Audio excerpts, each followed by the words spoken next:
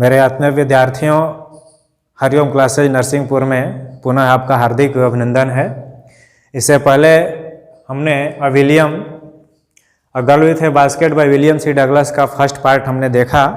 आज उसी का सेकंड पार्ट आपके सामने प्रस्तुत किया जा रहा है और स्टेप बाय स्टेप हम कोशिश करेंगे कि आपकी जो भी समस्या हो इसके माध्यम से हल हो। तो स्टार्ट करते हैं हम। पिछली बार आपको बताया गया था कि जब लेखक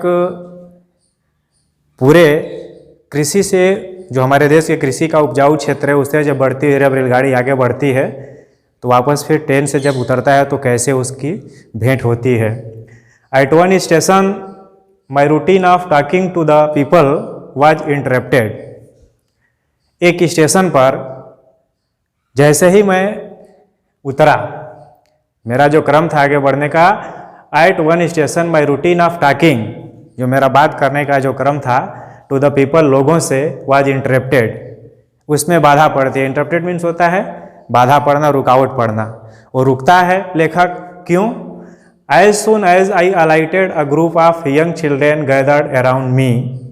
एज सुन एज, जो ही, आई अलाइटेड, अलाइटेड मीन्स नीचे, जैसे ही मैं नीचे उतरा प्लेटफार्म पर, अ ग्रुप ऑफ यंग चिल्ड्रेन, युवा बच्चों का समूह, गैदर्ड अराउंड मी, गैदर्ड मीन्स होता है इकट्ठा होना, वे मेरे चारों तरफ से वो इकट्ठा हो गए, अर्थात मुझे चारों तरफ से उन्होंने घेर लिया। They were selling baskets hand woven reed basket with simple designs and patterns. They were selling baskets, वे टोकरियां बेच रहे थे। कैसी टोकरियां थी? हैंड ओवन, हाथ से बुनी हुई। रीड बास्केट, रीड मीन्स होता है सरकंडा, एक तरह का पौधा होता है जिसके कड़े होते हैं डंठल।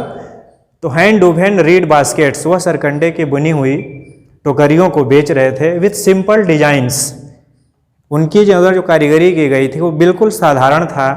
एंड पैटर्न्स मीन्स नमूना, उसका नमूना बिल्कुल साधारण था।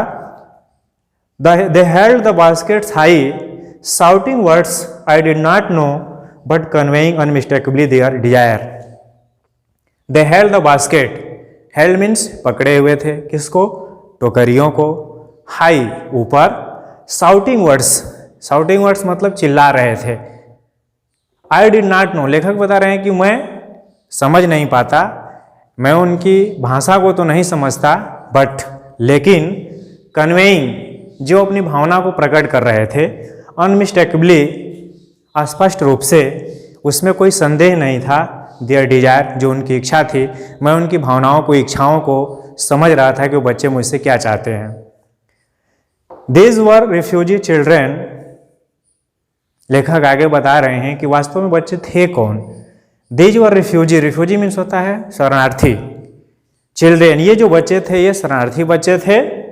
When partition between India and Pakistan was decreed, hundreds of thousands of people pulled up their roads and changed their residence. जब भारत और पाकिस्तान का बंटवारा हुआ, पार्टीशन डिवीजन, सेपरेशन, बंटवारा जब हुआ, इंडिया और पाकिस्तान, भारत और पाकिस्तान का, was decreed, यानी जब पूर्ण रूप से उसकी घोषणा हो गई, hundreds of thousands, हजारों, सैकड़ों of people pulled up their roots. Pulled up their roots पूरे का अर्थ होता है ये लोग अपने घर द्वार छोड़े, मजबूर हो गए छोड़ने के लिए। एंड चेंज दियर रेजिडेंस, इनका जो आवास था वो परिवर्तित हो गया, वो बदल गया। जाहिर सी बात है कि अगर आपको कहा जाए यहाँ से छोड़ करके कहीं जाने के लिए तो निश्चित तौर पे आपको जाना पड़ेगा। 9 million people left Pakistan and came to India. 9 million, million means होता है 1 मिलियन का मतलब होता है 10 लाख, तो 9 मिलियन 90 लाख, 90 लाख लोग left Pakistan and came to India, यानी 90 लाख लोग पाकिस्तान को छोड़ करके भारत आए। Driven by the fear of religious fanaticism, religious fanaticism का मतलब धार्मिक उन्माद कहते हैं या धर्मांधता कहेंगे, जिसके डर से वे लोग मजबूर होकर के पाकिस्तान से भारत आए। देवर पुअर पीपुल, ये लोग गरीब थे। टू स्टार्ट विथ, जब वो लोग अपना घर द्वार छोड़ करके यहाँ पर आए तो निश्चित तौर पे अगर आपके पास कितनी भी संपत्ति हो, लेकिन अगर यहीं से छोड़ के अगर हमेशा के लिए जाना हो तो आप ऐसे ही गरीब हो जाएंगे। तो वास्तव में they were poor people to start with, जैसे उनकी यात्रा स्टार्ट होती है बिल्कुल वो गरीब थे। They were poorer as they began their long trek, वे और भी गरीब होते गए। पुअरर और गरीब, देवर पुअरर, वे और भी गरीब होते गए। As they began their long trek, जैसे मतलब उनकी लंबी यात्रा होती है तो क्रमशः और गरीब होते गए। For all they could carry, सारा सामान अपने साथ वो ले जा नहीं सकते। अ बीट ऑफ फूड, क्या ले जा सकते हैं, केवल थोड़ा सा भोजन। एंड ए फ्यू बिलोंगिंग्स, और अपने साथ जुड़ी हुई कुछ वस्तुएं, जो अपने साथ सामान वो लेके जा सकते हैं वो लेके चले। सून दे वर आउट ऑफ फूड, जल्दी ही उनके पास जो भोजन था वो भोजन समाप्त हो गया। A few days later, sorry few days after they started, जैसे ही मतलब उनकी यात्रा आरंभ होती है कुछ दिनों के बाद ही they begin to fall, they begin to fall, वो गिरने लगे। कहाँ गिरने लगे, by the wayside from the weakness of hunger and died where they fell. जहां भी दे बिगेन टू फॉल, वे गिरने प्रारंभ हो गए, जमीन पे गिर जाते थे। Wayside from the weakness, weakness means कमजोरी होता है, क्योंकि उनके पास भोजन था नहीं, खाने के लिए भोजन था नहीं। जो भोजन नहीं है तो अपनी यात्रा के दौरान उनके अंदर थकावट होती, वे कमजोर होते गए और वो रास्ते में गिरते गए। और जहां भी गिरते डाइड वेयर दे फेल, जैसे ही वो जमीन पे गिरते वहीं पे उनकी मृत्यु हो जाती। The children selling baskets were sons and daughters of this refugee. लेखक ये बता रहे हैं कि वास्तव में बच्चे थे कौन, ये वही बच्चे थे, द चिल्ड्रेन सेलिंग बास्केट, जो टोकरियां बेच रहे थे, यह उन्हीं शरारती लड़के और लड़कियां थी, उन्हीं लोगों के। They are their parents, they are their parents और relatives had gathered in the cities setting up stalls manufacturing simple articles trying to make a living in markets already overcrowded। लेखक बता रहे हैं कि वे, दे आर देयर पेरेंट्स, वे या उनके माता पिता, जिनके माता पिता उनके साथ जीवित थे, आर रिलेटिव्स, उनके रिश्तेदार, हैड गैदर्ड, एकत्र हो गए, इन द सिटीज, शहरों में, सेटिंग अप स्टॉल्स, अपने स्टॉल को, छोटी खुली दुकानों को लगा करके वो अपने आप को स्थापित करने की कोशिश कर रहे थे। Manufacturing simple articles, manufacturing means होता है बनाना, वे जो भी अपने साधारण ढंग के सामान बनाते थे, टोकरियाँ बनाते थे और खुली दुकान के द्वारा अपने आप को स्थापित करने की वो कोशिश कर रहे थे। Trying to make a living in markets, कहाँ कोशिश कर रहे थे, उस जगह पर ऑलरेडी ओवर क्राउडेड, जहाँ पहले से ही अधिक भीड़ थी, जहां पहले से अधिक लोग अपनी दुकानों को खोल करके बैठे हुए थे, उन जगहों पर अपने आप को स्थापित करने की कोशिश कर रहे थे। They lived in cloth and grass sets that line the streets, और रहते कहाँ थे, they lived in cloth and grass, कपड़े और घास के बनी हुई झोपड़ी में, लाइन द स्ट्रीट्स, गलियों में, पंक्तिबद्ध होकर के गलियों में, जो शहर की गलियां होती है उस गलियों में वो पंक्तिबद्ध होकर के अपने आप को रखते थे। सिर्फ कपड़े और घास के बने हुए मकान में, मकान के नाम पर था नहीं, उनके पास वो झोपड़ी थी। The peasants among this refugee, तो जितने उसमें शरणार्थी लोग आए थे उनमें किसान भी थे। पीजेंट मीन्स होता है फार्मर, किसान, वे किसान थे। दिस रिफ्यूजी, उन शरणार्थियों में, हैड बीन अकस्टम्ड, अकस्टम्ड होता है अभ्यस्त होना, किस चीज के लिए अभ्यस्त होना, too little all their lifes, अपने जीवन में सीमित संसाधन में, कम संसाधन में अपने आप को सेटअप करने के लिए वो अभ्यस्त थे। For the annual income, annual income means उनकी वार्षिक आय कितनी थी, of an agricultural family, agricultural family का मतलब होता है खेतीहर, किसान जिसको कहते हैं, ऐसे परिवार से लोग थे, वो छोटे में अपने गुजारा करने के लिए अभ्यस्त थे। Agricultural family does not exceed on an average $100 a year, एक वर्ष में उनकी जो आमदनी थी वह $100 से अधिक नहीं थी, उसमें अपना गुजारा भत्ता करने के लिए अभ्यस्त थे। The average unskilled labour, an average एक औसत, अनस्किल्ड मीन्स होता है अकुशल, लेबर माने मजदूर, मेक्स 30 सेंट्स अ डे, एक दिन में 30 cent, or less than $2 a week, या सप्ताह में $2, लगभग $2 से कम। देयर इज वन मील, एक दिन में उनका जो भोजन था, there is one meal a day, एक दिन का जो भोजन था, एन ओनियन, एक प्याज, अ पीस ऑफ ब्रेड, रोटी का एक टुकड़ा, a bowl of pulse with milk, दूध के साथ एक कटोरी दाल, परहैप्स शायद अ बीट ऑफ गोट चीज, शायद बकरी के दूध का पनीर, नो टी, न चाय, नो कॉफ़ी, न कॉफ़ी, नो फैट, न घी, न स्वीट्स, कोई मिठाई नहीं, नो मीट, कोई मांस नहीं। इसके अलावा इनको भोजन में और कुछ नहीं था।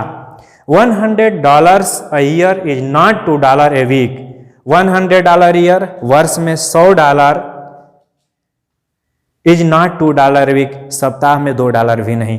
लेखक ने दिखाया है कि एक वर्ष में 52 सप्ताह होते हैं, 52 वीक होते हैं। अगर उसका जो कैलकुलेशन करेंगे तो 104 होता है, लेकिन इसलिए लेखक ने कहा है कि शायद सप्ताह में $2 भी उनके पास इनकम नहीं थे।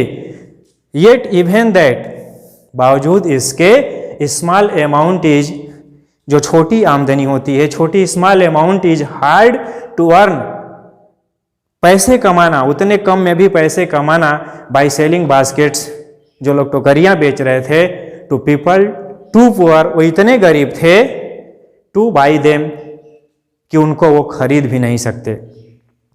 बेच रहे थे टोकरियां, लेकिन टोकरियों को खरीदने वाले भी उतने खरीदार नहीं थे कि उतने कम पैसे की टोकरियां भी लोग खरीद पाए। दैट नो डाउट, इसलिए निसंदेह, इज द रीजन, यही कारण था कि दिस लिटिल चिल्ड्रेन, ये जो छोटे बच्चे थे, descended on me like locust, locust means होता है टिड्डियां, एक जो कीड़े होते हैं, किसी भी फसल पर लग जाए तो पूरे की पूरी फसल को वो समाप्त कर देते हैं। तो डिसेंडेड मतलब क्या होता है, मेरे ऊपर वो टिड्डियों की तरह से टूट पड़े। आई एन अमेरिकन, मैं एक अमेरिकन, वाज डाउटलेट, निसंदेह, the most promising market they had seen, most promising market means होता है मैं उसके लिए एक लाभप्रद, जो भी बच्चे थे उनके लिए मैं एक लाभप्रद बाजार समझ में आया, इसलिए सारे के सारे बच्चों ने मुझे चारों तरफ से घेर लिया।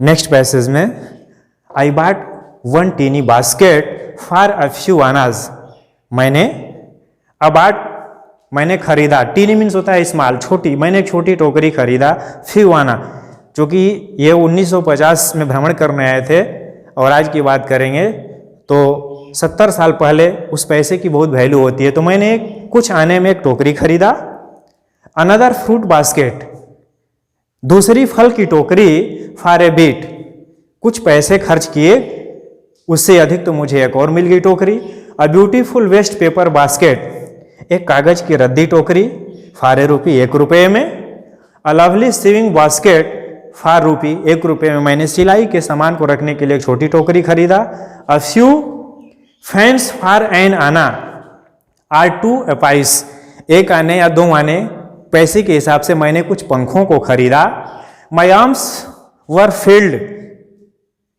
मेरी भुजाएं भर गई, and I had not spend 50 cents, और मैं 50 सेंट भी नहीं खर्च कर पाया। वो लेखक बता रहे हैं कि मेरे पास 50 सेंट भी नहीं खर्च पाया और मेरी भुजाएं भर गई थी। द चिल्ड्रेन पास्ट इन, फिर भी बच्चे मेरे पास गुजर रहे थे चिल्लाते हुए, शाउटिंग दियर वेयर्स, वेयर्स मीन्स होता है अपने सामानों के साथ, वो लेकर के वो चिल्लाते हुए आगे बढ़ रहे थे। I was a prisoner, prisoner means होता है कैदी, मैं एक तरह से कैदी था क्योंकि मेरे चारों तरफ से वो बच्चे खड़े थे। कंप्लीटली सराउंडेड मतलब पूर्ण रूप से मेरे चारों तरफ से थे। अनएबल टू मूव, मैं वहां से गति भी नहीं कर सकता, मैं आगे बढ़ नहीं सकता क्योंकि मैं असमर्थ था। द मोस्ट डिलीजेंट, डिलीजेंट शब्द है यहाँ पे होता है लेबोरियस, परिश्रमी, एक सबसे जो अधिक परिश्रमी, एग्रेसिव और काफी अपने सामान को जोर दे करके आक्रामक जो वेंडर थी, जो बेचने वाली थी बालिका, वाज अ ब्यूटीफुल गर्ल, एक सुंदर बालिका थी, ऑफ 9 जिसकी उम्र 9 वर्ष थी, right in front of me, जो बिल्कुल मेरे सामने थी। She had a lovely basket with handle, उसके पास एक बहुत ही सुंदर हैंडल मीन्स मुठिया लगी हुई हैंडल वाली टोकरी उसके पास थी। And she wanted ₹1.50 for it, जिसके लिए वो 1.5 रुपये चाहती थी। आर अबाउट 30 सेंट्स या 30 सेंट, 30 सेंट या 1.5 रुपये चाहती थी उस टोकरी के लिए। सी वॉज एन अर्नेस्ट प्लीडर, और वो काफ़ी, जिसको आप उत्सुक कह सकते हैं, काफ़ी प्रभाव डालने वाली वैसी जो वेंडर थी। There were tears in her eyes, उसकी आंखों में आंसू थे। सी प्लीडेड, उसने निवेदन किया। And bagged in tone that would ring any heart, उसने निवेदन किया, उसने याचना की जिससे मेरा हृदय रिंग एनी हार्ट, जो मेरा हृदय है द्रवित हो गया, और उस जगह पे कोई दूसरा रहेगा तो उसका भी हृदय द्रवित हो जाता। उसने मेरे हृदय को द्रवित कर दिया। अपने विद्यार्थियों, अगले पैसे से पढ़ने आपसे रिक्वेस्ट है कि इस वीडियो को सब्सक्राइब और लाइक करें, और कमेंट बॉक्स में अपनी राय ज़रूर लिखें। लेखक आगे बता रहे हैं कि माई आर्म्स वर फुल, मेरी भुजाएं भर चुकी थी, मतलब भरी हुई थी। I had no room, room means यहाँ पर स्पेस लेंगे, बता रहे हैं कि मेरे पास जगह नहीं था। लेट एलॉन्ग एनी नीड, आवश्यकता का तो प्रश्न ही नहीं, यानी किसी भी सामान की मुझे आवश्यकता अब नहीं रहेगी, यानी आवश्यकता को कोई प्रश्न ही नहीं। फॉर अनदर बास्केट, दूसरी टोकरी के लिए। बावजूद इसके balancing my baskets and fans and my left arm, balancing means होता है साधते हुए, अपने आप को संतुलित करते हुए, माई बास्केट उन टोकरियों को, एंड फैंस पंखों को, एंड माई लेफ्ट आर्म अपने बाएं भुजा में, मैं उसको साधते हुए बैलेंस करते हुए, I reached in to my right coat pocket and got a handful change, और मैंने बाएं हाथ में उसको साधा और दाहिने हाथ जो था उसको मैंने पॉकेट में डाला, और डालने के बाद हैंडफुल चेंज, मुट्ठी भर रेजगारी, परहैप्स शायद 15 सेंट्स इन ऑल, 50 सेंट्स लगभग वो पूरा 15 सेंट होगा। Which I deposited in the basket that the young girl held imploringly before me, जो याचना पूर्वक, डिपॉजिटेड मीन्स मैंने उसके टोकरी में डाल दिया, किसकी टोकरी में, 15 सेंट जो था पूरा, विच आई डिपॉजिटेड, जिसको मैंने उसकी टोकरी में डाला, deposited in the basket that the young girl, जो युवा लड़की, हेल्ड इम्प्लोरिंगली, जिसने याचना पूर्वक मेरे सामने जोर दे करके बेचने की बात कर रही थी अपनी टोकरी को, मैंने उसकी टोकरी में डाल दिया। आई ट्राई टू एक्सप्लेन, मैंने उसे बताने की कोशिश की, उसको समझाने की कोशिश की, that I could not by the basket, कि मुझे टोकरी की आवश्यकता नहीं है, बट एक्सटेंड द ग्रेचुटी, मैं तुम्हें इसकी जगह पर एक उपहार के रूप में, एक दान के रूप में, एज सब्स्टिट्यूट, उसके स्थान पर मैं दे रहा हूँ, एक अनुग्रह राशि मैं उसके जगह पे तुम्हें दे रहा हूँ। I realized at once what offence I had given, लेखक बता रहे हैं कि आई रियलाइज, मैं समझ गया, एट वंस तुरंत, व्हाट ऑफेंस, ऑफेंस मिलता है अपराध, मुझसे क्या अपराध हो गया, मैंने कौन सी बहुत बड़ी गलती कर दी, मुझे समझ में आ गया। आई had given the child of 9, वह 9 वर्ष की बालिका, ड्रेस्ड इन रेज, जिसके कपड़े फटे हुए थे, चिथड़े थे, and on the edge of starvation, starvation से होता है भूखमरी, जो भूखमरी के कगार पर थे। रेज्ड हर चेन, अपने चेहरे को ऊपर उठाया। रीच्ड इनटू द बास्केट, टोकरी के साथ। And with all the pride and graciousness, और पूरी सील के साथ, पूरी नजाकत के साथ, ऑफ ए लेडी, जो एक शालीन जो महिला होती है, उस महिला की तरह से एक पूरे गर्व के साथ, handed the money back to me, पैसे मुझे वापस कर दिए।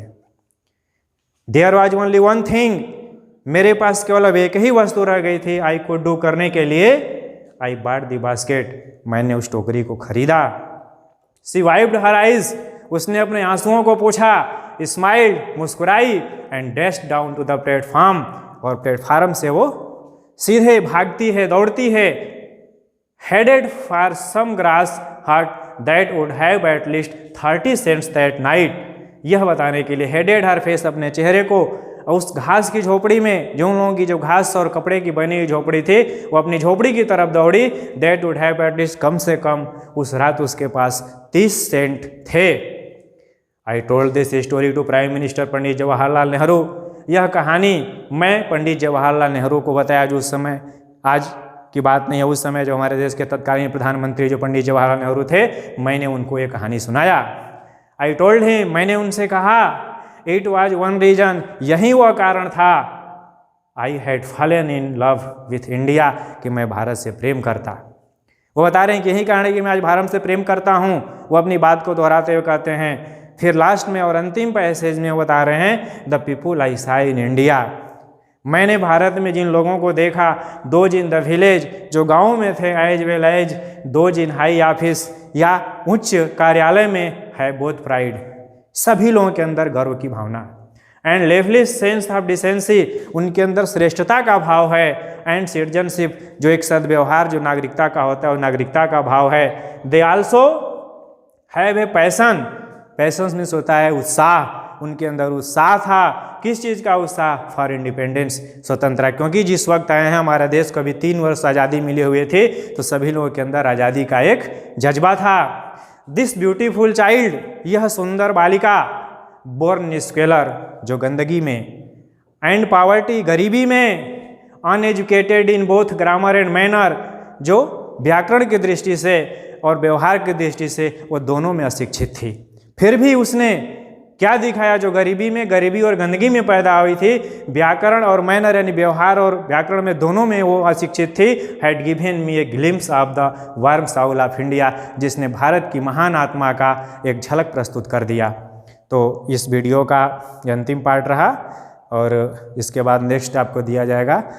धन्यवाद। और मेरे आत्मीय विद्यार्थियों, आपसे ये ज़रूर बताएंगे कि इस कोविड-19 महामारी की वजह से जो 30% सिलेबस कम किया गया है, तो बाकी जो भी सिलेबस है उन सारे सिलेबस को आपको दिया जाएगा। इसके बाद अगले जो भी लेसन होंगे, सारे लेसन की वीडियो अपलोड की जाएगी। उसके अलावा रेफरेंस, कॉन्टेक्स्ट, एक्सप्लेनेशन है, फिल इन द ब्लैंक्स है, सेंट्रल आइडिया है, मतलब जो भी पार्ट है उस पार्ट को एक एक करके स्टेप बाय स्टेप आपको प्रस्तुत किया जाएगा। और अपनी राय ज़रूर कमेंट में आप कमेंट में लिख करके देंगे कि नहीं आपको वीडियो कैसा लग रहा है।